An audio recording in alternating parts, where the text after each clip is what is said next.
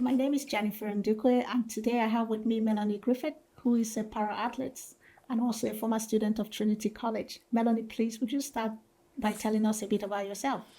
Hi, so I'm Melanie Griffith and I'm from Kilkenny living in Carlow and I'm 23 years of age. And yeah, I'm a past student of Trinity and I studied microbiology here and I'm graduating in October. I was also a sports scholarship athlete here. And yeah, following on from that, I play a lot of sport, my main sport being wheelchair rugby league, which I play for Wigan in the UK, in the Super League, Leinster and Ireland. And how did you get into Paralympic sports, to start with? How did you get into that? So I played a lot of sport, able-bodied, up until 2022. I played hockey, rugby, basketball, but my main sport was motocross. And I raced motocross bikes for 12 years. And then in July of 2022, I had an accident off my bike and I shattered my T12 vertebrae in my back, which damaged my spinal cord. So I acquired a spinal cord injury and I had to go to hospital and rehab from that injury. And while I was there, I just got introduced to parasport. And because I was so into sport before my accident, it was a very natural transition for me, and I really just enjoyed getting back into sport and rediscovering sports that I loved before my accident. So that was how I was first introduced to the world, was in the rehab hospital, and then it all just snowballed from there, really. Wow, well done. Thank you. And I'd just like to ask, who would have inspired you? Like, do you have any sports person who you admire in terms of Paralympic athlete? Yeah, so I kind of draw my inspiration from everyone around me, really. I've never really pinned it on one person before or after my accident. I always just wanted to aspire to be the best. So I looked at the people around me who were the best at what they do. So before my accident, I looked at world champions and stuff like that. And now since my accident, I look up to the Paralympians and World Cup winners in rugby and stuff like that. So I wouldn't pin it on one single person, but everyone around me that inspires me really to be better. Yeah, and just to follow on that, so what, during your up to date, what would have been the biggest obstacles you encounter while you were, in Trinity, in terms of accessibility?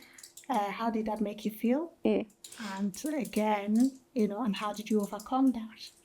Yeah, so Trinity, I suppose, it wouldn't be known for being the most accessible campus because how historic it is. And I suppose that was a big transition for me because I had 2 years of college done before my accident, and then coming back in a wheelchair was obviously very different. So when I came back, I suppose what I realised is a lot of buildings here have steps, there's cobblestones, lifts break down, all of that. So it was a bit of a transition period getting used to that. But the disability service were great with that, and they brought me back in before college even started to have a little tour of all the buildings that I was going to need to go to and how I was going to get access to them. And microbiology were great from that point of view as well, that the Moyne is quite an old building, so they figured out a way to make it work for me. And they converted one of the old labs into a lecture theatre. They gave me my own desk in the labs, and they moved lectures around to make sure I could get to all of them, which was great from that point of view. Microbiology were great. But like the wider campus, I suppose it's hard for them to cater for just one person. So I suppose I went into some lecture theatres and there was nowhere for me to sit. The lift in the sports centre always broke down. It was a bit of a running joke by the end, but it wasn't really actually very funny because it really affected my ability to train when the lift broke down all the time. And then even like Printing House Square is brand new and I lived here, but the lift broke down for 3 days to my apartment and I was on the 3rd floor at one point.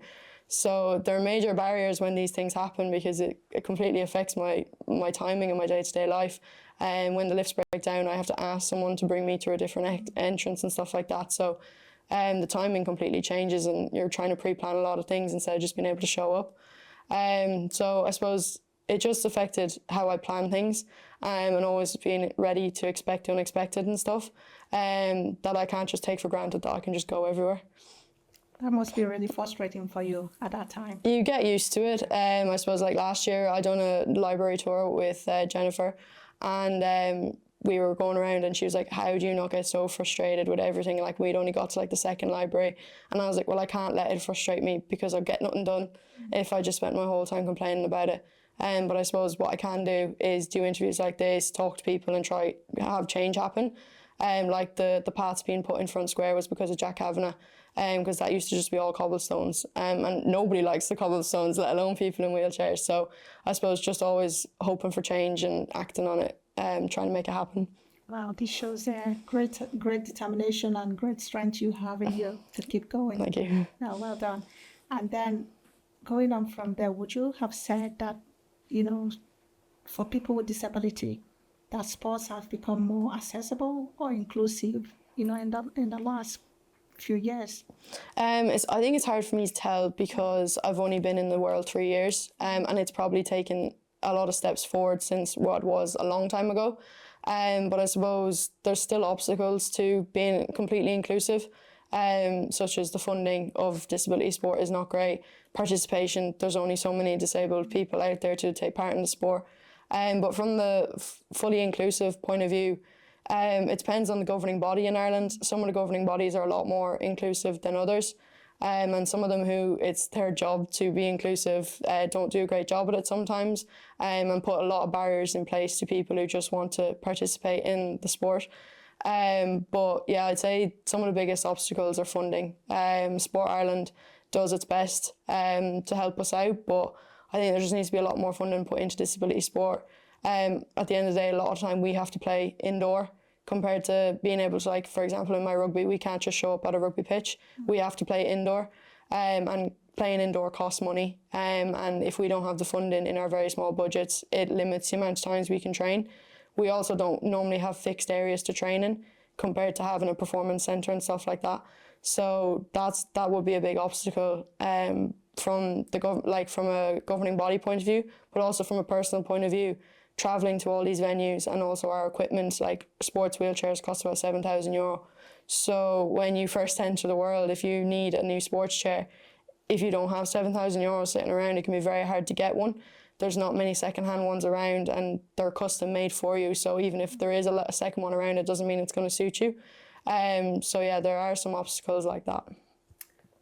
And so what, from someone like you who've had these challenges and obstacles, trying to navigate your way around your sporting career, what could be done? What do you think that the government or the sporting body could do to really help to alleviate this kind of frustration, I can imagine? And also, looking at the frustration that it imposes and it impacts your training as well. What can they do? Are there ways that they can maybe support para-athletes more in terms of the funding? What do you think? Yeah, I think the big thing is the funding, that if they're able to free up more funding for us, it make a big difference. But there are things other than funding that they can do as well, such as making their facilities available to us. A lot of time we would turn around to Sport Ireland or somewhere else and say, can we use your sports hall? And they'd say, oh, it's completely booked up, or it's going to cost an amount of money that we just can't afford as a minority sport. So potentially looking at giving us discounted rates or stuff like that would make a big difference for our ability to train. For example, the court that we train on in Carlow is someone that I knew, and they gave us the hall for free to start with. So we could get a leg in and start training. So we got the use of the hall for free for 3 or 4 training sessions, which made a massive difference in our build up to our competitions, compared to potentially only being able to train once if we can only afford to train once up to a competition. And it's made a big difference in our ability to play.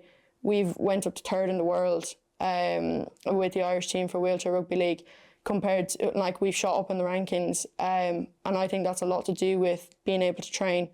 A lot of the time we had to train in England before that, and the cost of players to get over there, to fly over there, and then potentially have to rent cars or do whatever they have to do on the far side, it's a lot of barriers in place, whereas now we have the facilities here to train once a month in Carlow.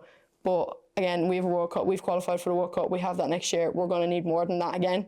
It's done for this year and it's helped us this year, but there needs to be more support behind that again. That's really interesting. And just to ask again, follow on to that question will be, what are your biggest highs and lows, because I know you've encountered a lot of challenges and being a very inspirational person you are. So what would you say will be your biggest highs and lows during the course of this wonderful journey of yours? Yeah, so I think a lot of people would say I never feel like my lows hit me for very long. I always use them as motivation, I think. Losing matches or getting injured or whatever it is, it always just motivates me to work harder and get back at it. So I think what is more relevant is my highs. Anytime we win a big game, anytime we have a really good training session, anytime we even just spend time as a team, it's just really fun. Like, that just makes me so happy. Like, and when I'm going back to college on the Monday, like I feel real satisfied after my weekend and stuff like that. And just again, it's all about that motivation to get further. And to be better. Like, we're now third in the world, but we want to be better. We want to get to that World Cup. We want a semi-final in that World Cup. We want to do better than the teams that came before us. And yeah, just using all them highs and them lows as motivation. Not getting selected for squads, not getting injured, whatever it may be. You just got to use it to motivate you. You got to work harder again. So, what advice would you give young students coming in now who wants to get involved? Young students with disability who wants to get into para athletes, to become a para athlete or para sports. I think if they can find somewhere that they can give it a go, it's really good to just try something out. We ran an event here last year that I tried to make happen for about the 2 years after my accident, which was to have a bit of wheelchair sports happen here. Again, the barriers that came with that were crazy, because trying to get chairs, trying to get used to the sports hall, trying to get people to actually participate was massive.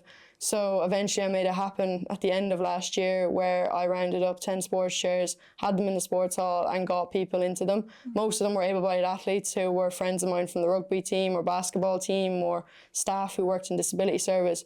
But there was a few disabled people who got to give it a go for the first time in a very relaxed environment.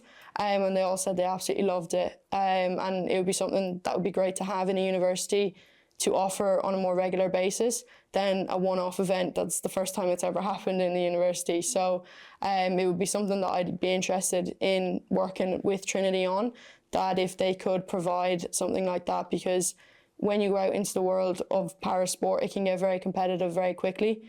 And that can be quite daunting for people when they first want to try out.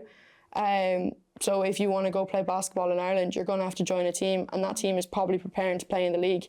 They're probably not going to have time to teach you much unless you're joining over the summer. So there's barriers like that universities, I think, could help out with. And then further on from that, like secondary schools and primary schools as well, because I know that's where a lot of my sport came from as well, was playing with my friends in school. So if it can be provided for people in primary, secondary school, all the way up to university, it could be a really good way to get more people involved in parasport. Wow, that's just incredible. Thank you so much, Melanie, for sharing with us and giving us an insight into your world as a parasport person. No problem. Thank you very much for having me. Thank you.